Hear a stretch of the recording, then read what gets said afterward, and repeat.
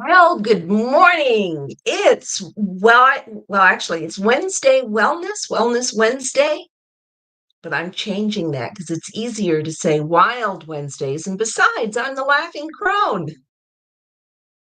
So, welcome a little bit of laughter into your day. And after all, it's hump day. Let's get over it. Speaking of humps, do you know what a camel is? It's a horse designed in committee.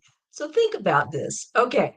How many committee meetings have you walked into where everybody automatically agrees and wants to do the same thing? And how many committee meetings have you walked out of where everybody has had a different idea about how to get something done? And when it's all said, you walk out of that committee meeting scratching your head because you just created a camel when you wanted to create a horse. Well, anyway, I digress. Really, what I want to talk about today is UFOs. Yeah, UFOs. You know what those are. And you may already think I'm a little bit off, but that's okay because I'm all about happiness and laughter. I want to tell you a story, whether you believe it or not. This is a true story. I was 17 years old, I believe. I was in high school. We were living in Santa Barbara. We had a beautiful little home up in the hillside overlooking the whole town of Santa Barbara, Goleta, and the ocean. And behind us were the mountains. Well, I say that a little bit tongue in cheek because I was born near the Rocky Mountains, and these I would consider hills, but they're tall enough. So 3,000 feet. Okay, so they're mountains. Anyway, again, I digress. We're up there. We have this beautiful view. And naturally, I've talked a little bit about my mother in the past if you haven't seen the videos. Um, but anyway, she was an interesting person. And she was out in the backyard. It was dark out, and she had her binoculars out and she was watching for UFOs. Now, I'm not honestly sure what inspired that action, but she always was interested in different new things. Um, and so she was outside with her binoculars looking around up in the mountains all over. And the next thing I know, I was in the den, I was watching TV. All of a sudden, there was silence because all of the power went out. I mean, there's nothing unusual about that, right? All of us have been through electrical shortages, but the whole neighborhood went dark.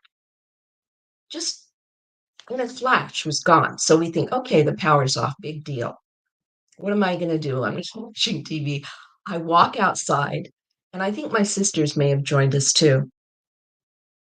And my mother's pointing. She's pointing over on the horizon, the north end of the horizon.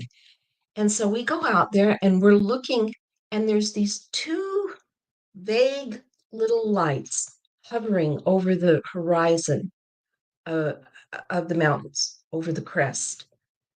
And in a flash, I mean, literally, you couldn't even blink your eyes. It was over our house, only it was no longer little. It was the whole, and I'm not making this up. This is a true story.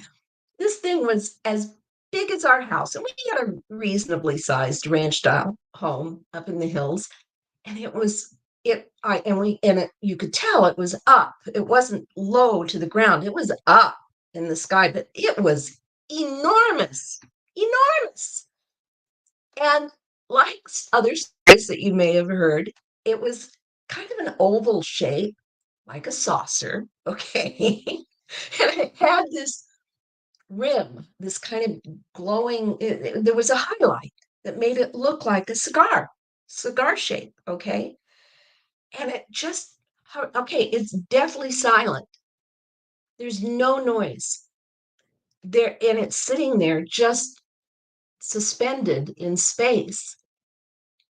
And it seemed like forever, but it probably was 10 or 15 seconds that it was sitting there above our home. And we're all dumbstruck looking at this, trying to figure out what is this thing? And then as fast as it came, it's gone. it's gone. And it went out south, okay, headed for LA, but over the ocean, south towards Montecito, gone like that. I kid you not. This is a true story. So as soon as it's gone, the power comes back on. And I mean immediately, the power comes back on. The crickets start chirping again. Everything goes back to normal. And we're sitting there in the backyard going, so, being a 17-year-old, I thought, okay. So I went back in the house. Naturally, my mother stayed out in the backyard for a while, probably a couple of hours, watching and looking and going nuts trying to find another one. And the next day, naturally, she gets up and she does her homework. Back then, it was all newspapers and TV and radio. So she checked everything. She checked all the news outlets. She called, and she even called Vandenberg Air Force Base, which is an hour north of Santa Barbara, and they disavowed any knowledge of anything. They hadn't set up any spaceships. They hadn't set up anything, any rockets, any missiles, nothing. Um, and this thing was so silent too, not like the Vandenberg I know, where when something goes up, it explodes. It's noisy that rattles your whole house like an earthquake. But anyway, so Vandenberg said no, they didn't know anything about it. The newspaper came out and said that yes, there had been sightings. We weren't the only ones. There had been sightings um, in Montecito and around Santa Barbara, but nobody knew what it was. And so that's my UFO story, and it's a true story. And after that, naturally, my mother went on a hunt for more UFOs, and it lasted at least a year or two. She went down to Joshua Tree and out to the Mojave, and she may have even gone to Area 51. I mean, she was all over the place in search of UFOs, but we never saw another one, unless maybe they secretly abducted my mother and brought her back because she was always a little right. I say that with love in my heart. Anyway, so that's all.